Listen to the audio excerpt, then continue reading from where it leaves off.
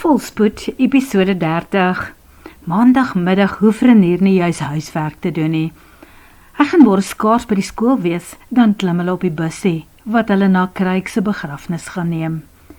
Teen 3 uur maandag kyk hy wat die meisiekinders doen, en toe glip hy uit en drafstap na Jake se werkswinkel agter die garage daar naby.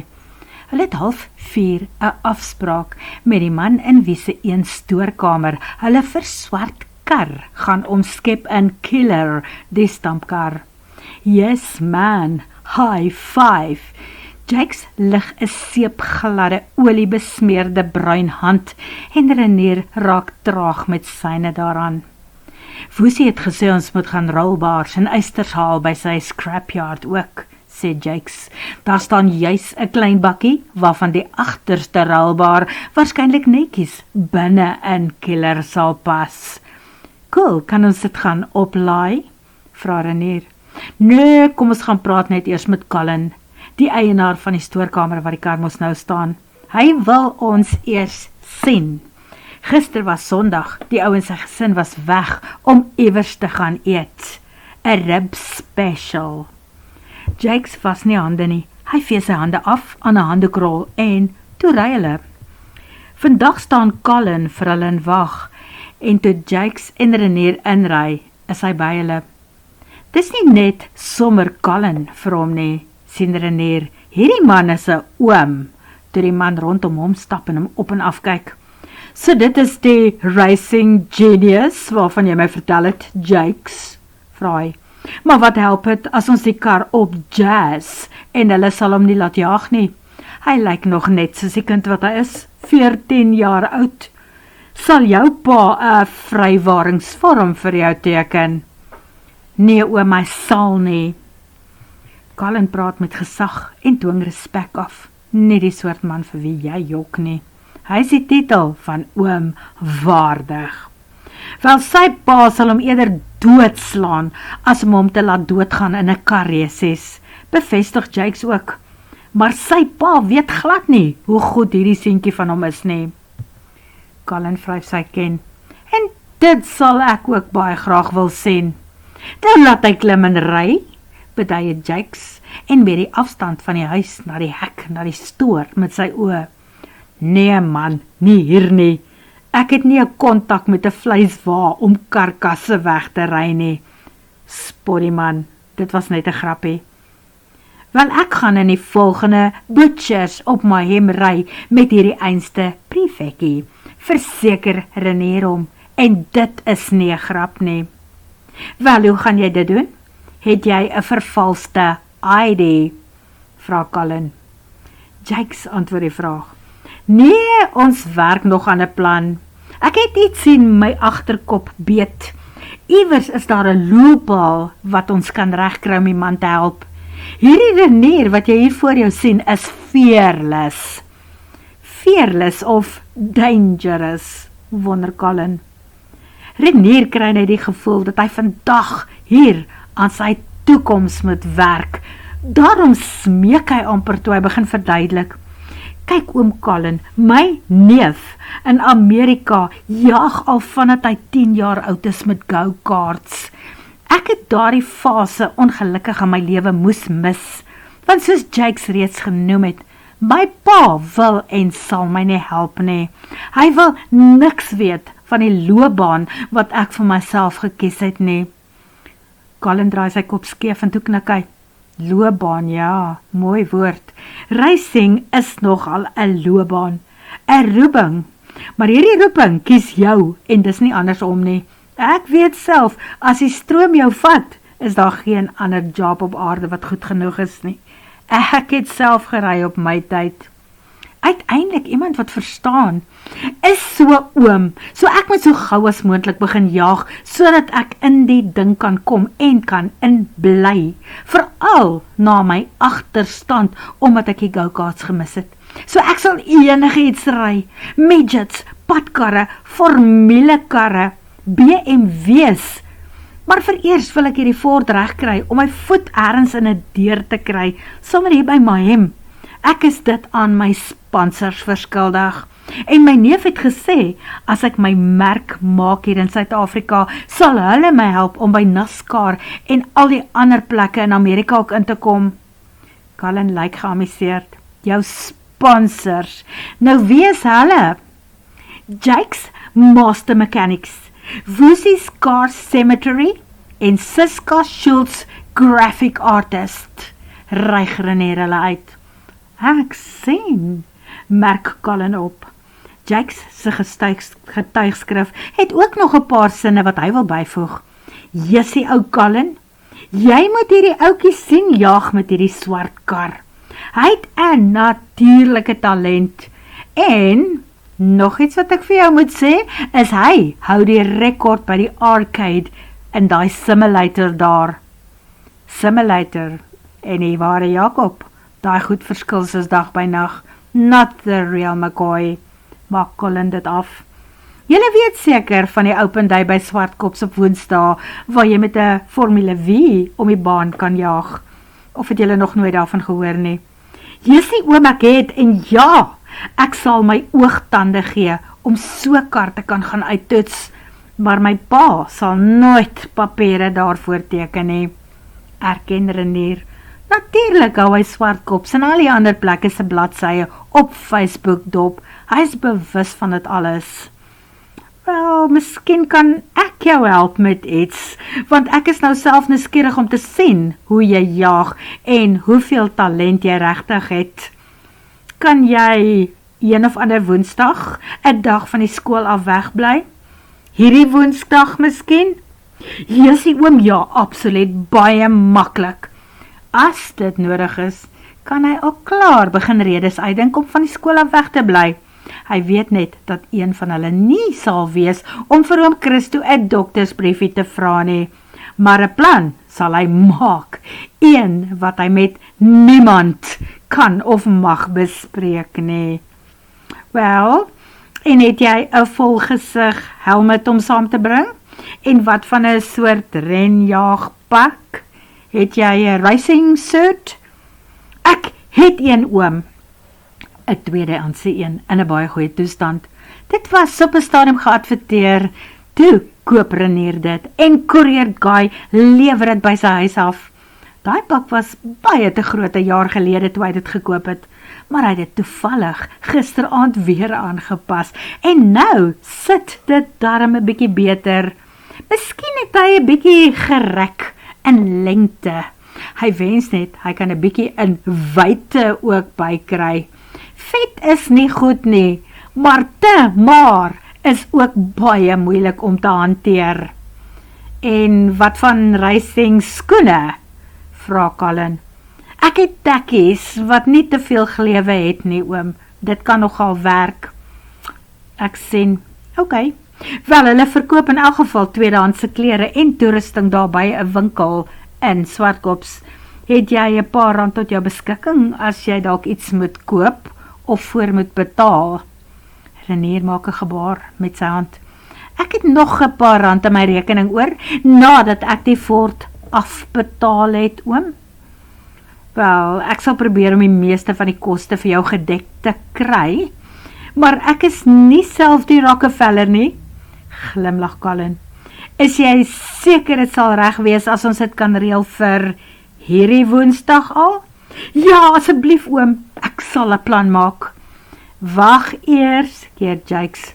Wanneer is daar die mater van jou se begrafnis? Jy weet mos, jy kan nie wegbly van die begrafnis af nie. Jy is 'n draer. Dis al môre, 11:00. Ag, verflaks, moet Jakes hom regtig nou daaraan herinner. Die lewe bestaan uit hoogtepunte en laagtepunte. Sy toets op Swartkop sal 'n hoogtepunt wees, maar Craig se begrafnis vat hom na die bodem van die see. Never mind, see speel. Colin haal sy foon uit. Toe begin hy deur sy kontakte blaai. Wanneer hy skakel, sê hy net weer, onthou, seun, as ek met die mense gereël het, dan kan jy nie meer uitdraai nie, want anders gaan hulle niks van jou dink nie. Oom, ek gaan nie, en ek sal nie uitdraai nie. Dinsdag 11:00 is dit Craig se begrafnis, en die skool het gereël vir 'n bus hê vir die klasmaats wat dit wil bywoon. Die wat in Hammanskraal bly, mag na die tyd huis toe gaan. Renier en Melanie is 2 van die wat na die tyd gaan agterbly en sommer van hier af kan huis toe gaan. Renier was nog nie by baie begrafnisse in sy lewe nie. Inteendeel, hierdie is die eerste een. Hy kyk na die kus daar voor in die kerk. Hy kyk na Craig se ouers, wat daar in die bank net voor hulle sit.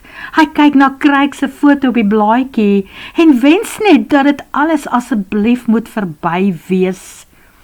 Bokant hulle is 'n skyfie verkoning van skryk in sy lewe, toe hy kleinerig was en groter geword het, en hoe hy altyd soort van op fietsse was. Eers 'n skopfiets, toe 'n driewiel, 'n trekker met 'n sleepwa wat hy moes trap, 'n BMX-fiets wat hy op sy agterwiele gery het, en toe die fietsse wat besigheid begin beteken het. Renier kyk af, hy kan nie weer opkyk nie. Hy kyk liewer af op die blaadjie.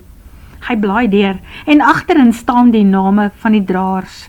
6 mense wat Craig se oorskot ingedra het. Die kus wat na daarvoor in die kerk staan. Dit is sy fietsdryfvriende, lede van die klub. Nog 6 name van mense wat hom gaan uitdra na die lijkswa. En sy naam is een van hulle. Langs die een naam staan vader. 2 lees oupa. 2 lees neefs. 1 lees vriend. Sy naam. Renier Du Plessis staan voor vriend. Langs hom aan die paadjie se kant sit die neefs. Hulle het swart klere aan. Craig se maat gevra, dis die dresscode. Die dat hy vandag ook swart klere aangetrek het. Sy kerkbroek en baadjie en 'n swart das. Ma het seker gemaak dat hy die regte goed aantrek. Regs van hom sit sy skoolmaats met hulle rooi en grys uniforms. Renier se hande begin liggies bewe. Die verantwoordelikheid om die kus te dra is seker nogal groot. Hy hoop dat hy die gewig wat aan hom toegeken is, sal kan dra. Dit is regs agter, daar by sy voete. Craig se pa en 1 oupa dra heel voor. Nog 'n oupa in die middel, en hy en 'n jonger neef dra agter, daar by die bene en die voete. Bene en voete weeg seker minder as 'n kop en skouers en bolyf. Regs van hom hoor hy, ekskuus, en uiteindelik ekskuus die klasmaat wat aan sy regterkant sit, en iemand gaan sit in die ou se plek nadat hy opgeskuif het. Renier voel 'n arm op sy skouer en kyk op. Dit is oom Christo wat ook die begrafnis bywoon, net betyds, want die dominee wag net vir hom, want hy wil begin praat. Dit is pynlik hartseer om Craig se naam te hoor en te weet dat in hierdie verband is dit tydens sy afskeid. Dit is nou finaal en klaar. Nooit weer gaan hy van sy maat hoor of van sy lewe uitvind nie. Al waarop Renier van daardie oomblik af konsentreer, is om nie harde snikke te gee nie. Die trane loop in elk geval vryliks oor sy wange. Regs van hom sien hy hoe oom Christo ook met 'n sakdoek in die hoeke van sy oë en wange klad. Na 'n rukkie vroetel die manne in een van sy sak en haal nog 'n sakdoek uit en toe sit hy dit ongemerk hier in Renier se hand. Toe hulle moet opstaan om te sing, fluister sy oom. Ek het dit by oupa en ouma vir my verjaarsdag gekry. Alweer nuwe sakdoeke. Vat asseblief die een vir jou. Ek het 'n rak vol sakdoeke en 'n mens kry ook net soveel keer verkoue en loopneus en geleentheid om te huil. Gelukkig huil 'n man nie elke dag nie, want dit is sleg om oom Christo ook so hartseer te sien. Maar dan het hy nou die dag nog gelees, manne mag ook huil as iets vir hulle seer is.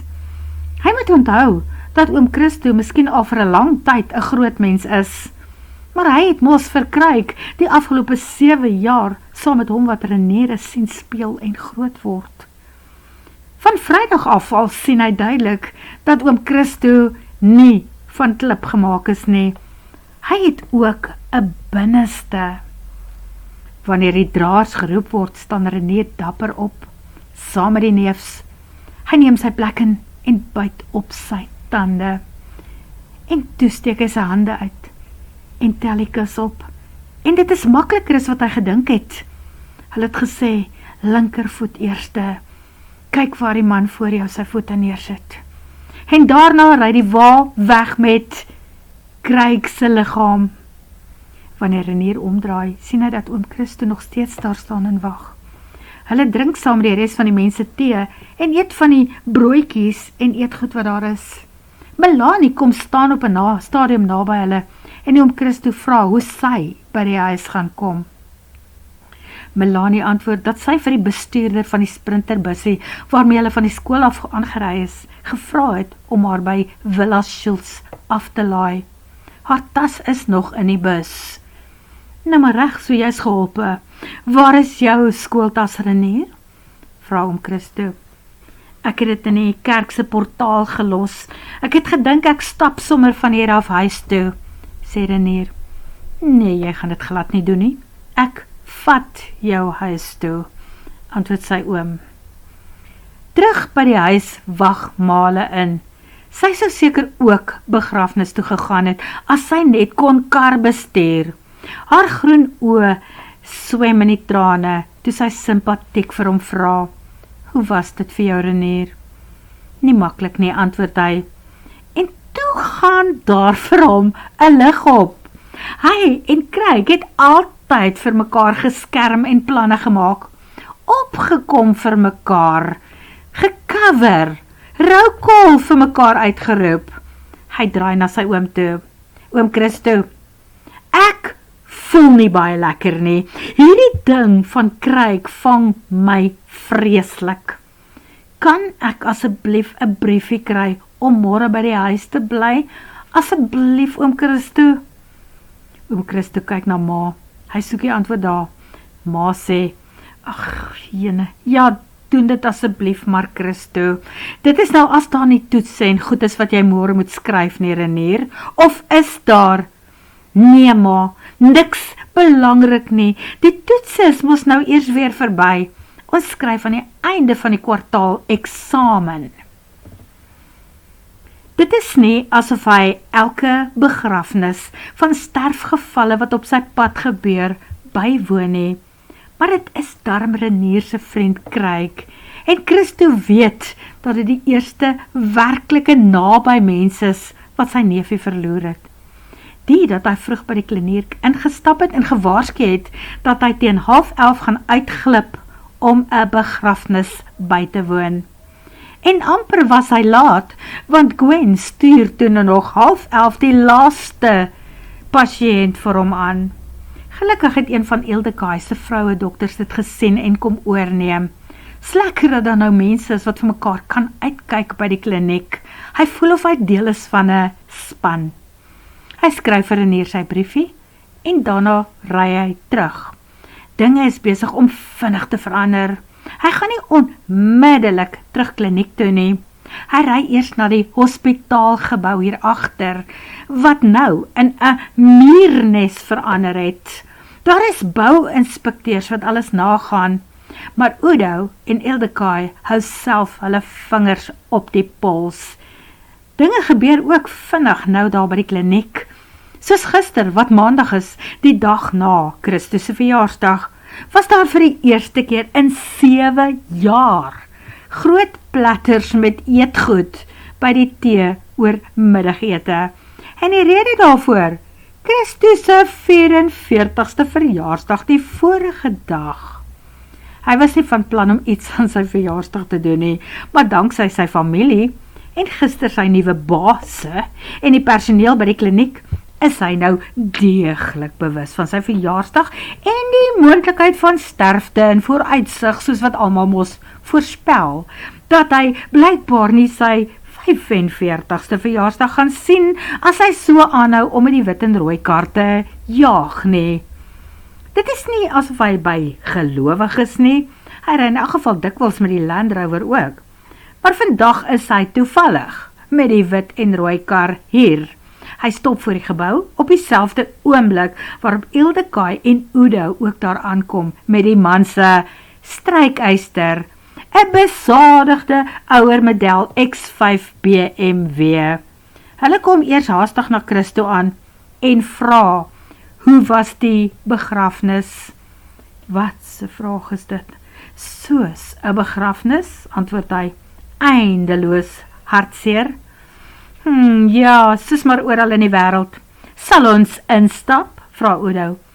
Nee, wag 'n bietjie, Oudo. Dit is Ildekay wat skielik rondom die beamer stap. Christo, as jy hierdie 4 wa van jou na dese moet verkoop, ek sal hom graag by jou wil koop en by die hospitaal wil gebruik as deel van die nooddienste vloot. Dan sal hy soms tot jou beskikking ook wees. Of het jy ander planne met hom? Wel, ek weet nie of ek sal kry wat ek vir hom wil hê nie, en hy is heeltemal toegerus binne met al die belangrike goed vir 'n nooddienste voertuig. Ek het gedink ek sal sy vinyl-skrywes afhaal en 'n rooi draak laat opplak as ek merke laat waar die ander afgekom het, spot Christo, en dan gebruik ek hom sommer vir my nuwe, gewone gesinsvoertuig. Nie dat ek 'n gesin het nie, maar 'n mens het seker 'n ander voertuig as 'n Land Rover ook nodig. Daai draak is die eerste ding wat in sy kop kom. Hy en Bobby se grap oor die rooi draak waarmee hy mos so rondjaag. Nee, hierdie kar van jou sal nooit net 'n gewone gesinskar kan wees nie. Dit is geoormerk en ingerig as 'n noodvoertuig by uitnemendheid, sê Ildekay. Maar net, en om een of ander rede, wat vir Christo duister is, wil niemand van hulle meer vir hom agter die stuurwiel van hierdie uitstekende, uitnemende noodvoertuig sien nie. So wat is hulle storie? Hy sal oorweeg om het aan hulle te verkoop, maar hulle moet hom eers kans gee om daaroor te besluit. Daarna stap hulle by die gebou in om te gaan inspekteer. Word vervolg.